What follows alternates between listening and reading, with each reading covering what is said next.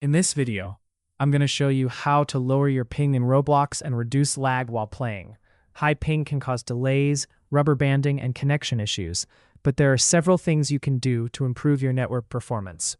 Let's start with the first method. If you're currently using Wi-Fi, consider switching to a wired Ethernet connection.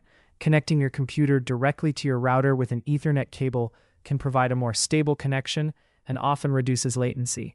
Next, check whether you're connected to a VPN. VPNs can sometimes increase ping by routing your internet traffic through additional servers.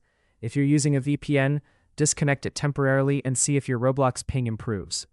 On Windows, you can open Settings, select Network and Internet, click VPN, and disconnect any active VPN connections. Another thing you can do is update your network adapter drivers. Open Device Manager on your computer and expand the Network Adapters section. Locate your network adapter, right-click on it, and select Update Driver. Choose Search automatically for drivers and allow Windows to install any available updates. Now let's check for applications using your internet connection. Open Task Manager and review the Processes tab.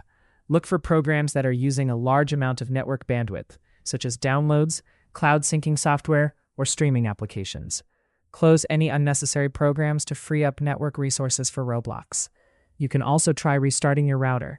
Simply turn your router off, wait about 30 seconds, and then turn it back on. This can refresh your network connection and resolve temporary connectivity issues. If you've tried all of these methods and your ping is still high, the issue may be related to your internet service provider. In that case, contact your ISP and ask them to check for any network or line problems affecting your connection.